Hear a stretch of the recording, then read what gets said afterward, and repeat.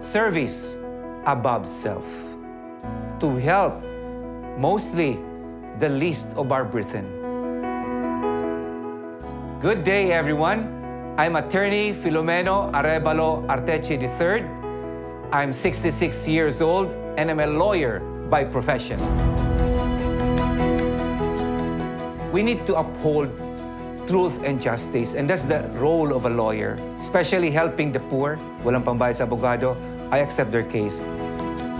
Almost every day, I have court hearings and several meetings with my clients. So it's quite stressful, pero I'm happy with what I'm doing. I'm a senior citizen. So as senior citizens, normally, vulnerable na yan sa mga sakit. Take MX3. It's a food supplement, but at the same time, it improves your physical and mental health. It keeps you alert. Even in court proceedings, where the environment is so stressful, this helps me a lot. My weekends, I spend it with my grandchildren as my stress reliever for a week-long lawyering. Before I reached the age of 70, great-grandfather na ako. But I don't know, I don't look so old. Nagpapabata ito. Take MX3.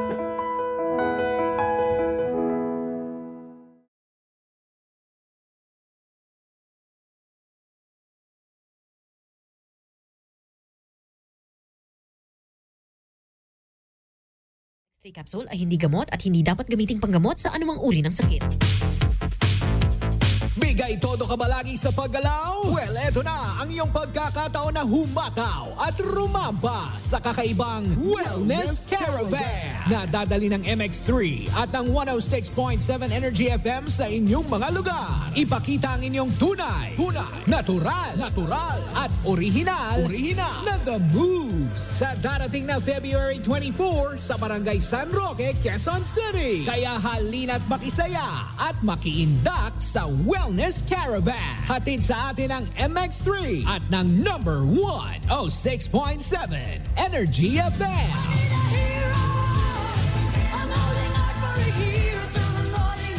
Huwag mo sabihin radyo. Huwag mo sabihin radyo. Sabihin mo.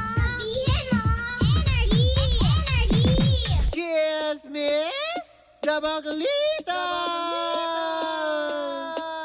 With Tita Cora and Kapitana Sisa. Same, pero iba! Ay patuloy pa rin pong nakatutok at nakikinig sa number 106.7 Energy FM. Panggawag mong sabihing radyo. Sabihin mo. Yun. At syempre sa mga bago bukas pa naman na lang mga radyo, ako po si Kapitana Sisa. At ako naman po yung Tita Cora. At ito na ang Baklita. Ano ba? Ito na ang Baklita sa woo woo woo! Hindi, ihilingin ko sana sa ating sa Ano? ating minamahal na si Baby Toby na itaas ako ng konti. Kasi baka mamaya sabihin nila Junano More sa Patyas. Ayan. Hindi ang tawag sa onanay, gano'n. Oo. O nanay. Ayan. Fair Uy, alam mo. O ano? Nung nga ulit, Nagmukha ka naman matangkad kagabi matapos mong suotin yung ano. 5 inches na heels na binili sa... binili mo sa EDSA Central. Oo nga. Buhay pa bang EDSA Central? Oo, no, sa may Star Mall, dyan sa baba. O, diba? Di na... yung kung baka sabihin na sinisiraan ko. Hindi, totoo naman. Hoy, hindi ko sa Yung naganda misbalance Oy, pwede ko bang pasalamatan lang? Sige. Kasi yung diniscountan nila ako na malaki doon. Saan? Pasensya na po, hindi Sa talaga Star ako Mall? hindi. Hindi. Maraming salamat po kay Sir Jojo Bragais. But parang hindi naman fit sa'yo yung sapatos dahil. Hindi lang po talaga ako sanay. Natapilok lang Yung ako. naganda tumba-tumba ka dun sa Okada. Hindi naman po ako kasi beauty queen. Parang lang. Queen Pare, lang ni beauty. May talent yung yung baka nakahay. Pero hindi pinaltosan pa ako. Yun nga lang, muntik mabali. Maraming salamat po. Diba? Nakakaloka. Ay, nagamit ko din naman sa red carpet. Tama. Pero Oo, tapos na kayong kumain, papasok pa lang ako ng red carpet. Ang bagal maglakad ng bakla. Baka matapil. Parang kasi lotus feet na gano'n. Uy, Yung hindi. bagal-bagal. Yung gano'n. Hindi ka Ganun, banggit, Lotus Pit. Malastig kosyo, Lotus. Uy, mukhang yatang mukhang hindi natin alam kung ang kanyang Hindi papa. naman minamalas. Oo, kasi Pero, napapabalita, no? My gosh. Gano'n kaya katotoo to? ay, naku, hindi naman tayo nabanggit doon, Mare. Una sa lahat, Oo. nais muna nating liwanagin sa ating mga pangga, sa mga nanonood, ng mga, lalo na sa ating mga team replay. Correct. Hello na- sa inyong lahat. Ayan, na ang konsepto ng aming programa ay opinyonan. Oo. Hindi, Tsaka wala kaming good ganon. vibes, Oo. diba? So yun na nga, Mare. Kahapon nga ay naglabas nga ng pahayag itong law office Nino. na, ha? Law office Nino. No, sino ba yung may-ari nun, di? Iba dong. Si Atty. Badong. Hoy, hindi mo pwedeng dog showhen. Ay, hindi. Mga Hindi ba? panyero. Oo. Etong Fernandez and... Oo. Akala ko Fernandez Bake Shop. Oo. Fernandez and Season... Oo. Sing-Son Law Office. Ipakita nga natin. Ayan, oo. Ayan, sa ating TV screen. Meron ba? Ayan. Ay. Ayan, ang inilabas na na pahayag. Oo, ng Law Anong Office. nilalaman yan? Ang nilalaman niyan, Last Mare. will ba? Ah? Huling habilin? Oh, hindi maghahabilin si Dominic Roque. Sorry, akala ko last will. Hindi. Ano ba nilalaman yan? Ang nilalaman niyan, Mare, ay ang pagkundina nila or pagpalag nila Oo. tungkol dun sa mga pahayag nitong si Nanay Christie sa kanilang Ay, programa. Talaga ba?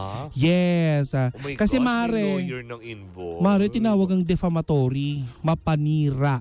Oh. Ang mga pahayag ni Nanay Christie. May mga niliwanag sila, Mare. Speaking of defamatory, sorry ha, gusto ko lang klaruhin kasi napag-aralan namin ito and maraming mag-agree nito. Ah. Kasi Mascom graduate ako. Yes. Major in broadcasting. Isa yan sa mga inaral namin. And minor in? Wala. Minor in Chinese Garter. Ganon. Ako, vulcanizing. Wow! Test naman. Hi. Correct. Kay Hi, Senator Joel. Hindi, pero ito, kidding aside, there are two kinds of defamatory. It is oral and written. 'Di ba? When you say written defamatory, yun yung libel na tinatawag. When you say oral defamatory, yun po yung what do you call this? Libel, and then yung isa, help me guys, 'di ba? Tulungan mo na lang ako. O ano? Ay tawagin mo ako kapag English kasi yan. Ano eh. yun? Bakit ba?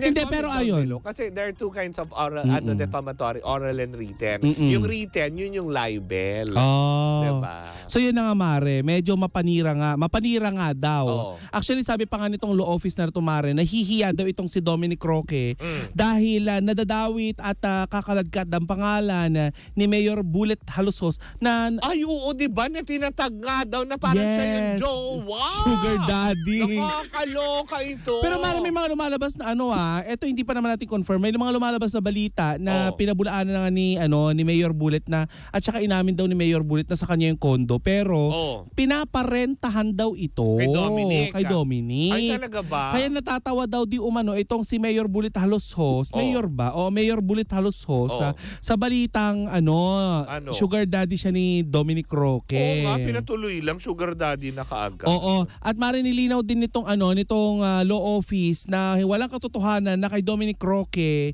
yung clean fuel at nahihiya din daw di umano itong si Dominic Roque doon sa pamilya nitong si dating Congressman Bong Suntay.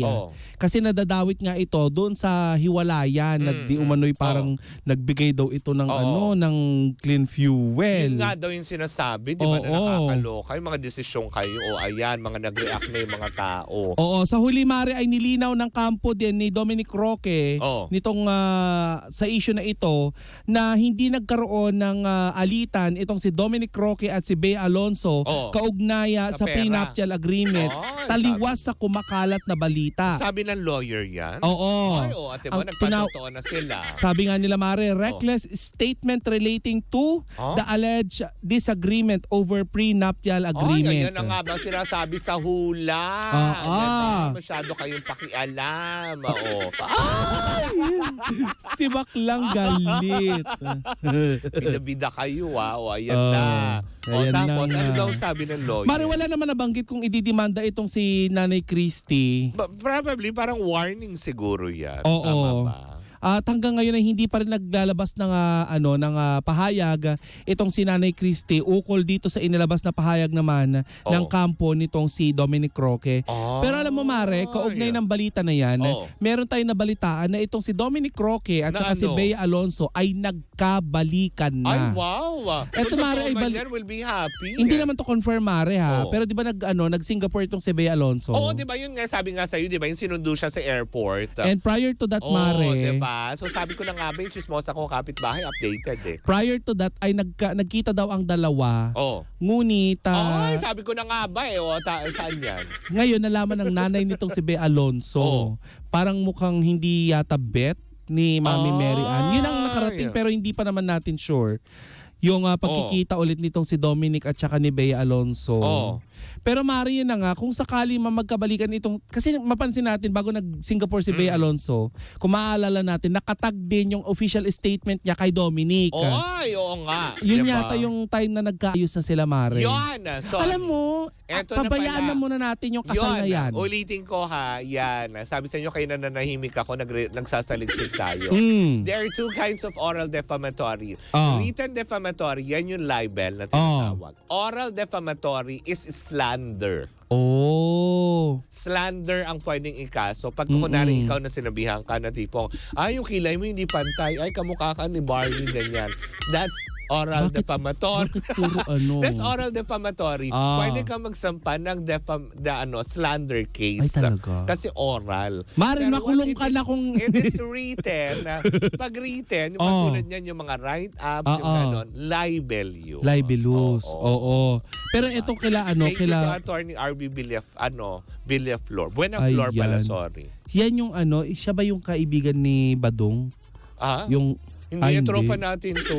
Tropa mo. Ito yung cool na abogado. Si Badong hindi. Cool din naman.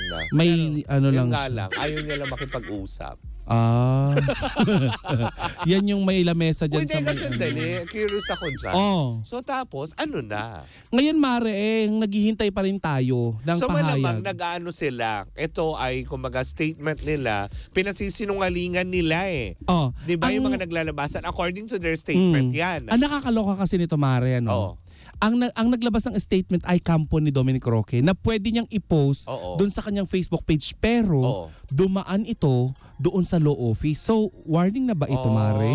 Na any monument ay baka tipong para matapos ng mga aligasyon. Tapos kasi legal ng usapin to. Alam mo, nakikita natin sa mga comment section, may mga tao talaga, mga tagahanga ni Dominic Roque na sinasabi nila na, sampulan mo yan si Christopher Min. Hindi naman siguro silang ganong klase ng tao. Pero siguro kaya dinaan din sa law firm na at sa mga abogado para eto na yung pagbasihan ng lahat. It is an official statement coming from the side of Dominic Roque. Probably kaugnay na rin dyan yung pamilya niya dahil nasasangkot na rin. Kaya dinaan na po sa legal ng pamamaraan. Yung mga ganyang usapin, mahirap po kasi natin yan talagang, alam mo yun, hipuin at haplusin dahil wala po tayo at alam mo yun, aminin man natin, may kakulangan tayo sa kaalaman lalo pa pagdating sa batas na inaakala natin minsan na ay ito yung batas na hindi natin alam na ikapapahamak na pala nating lahat. Correct.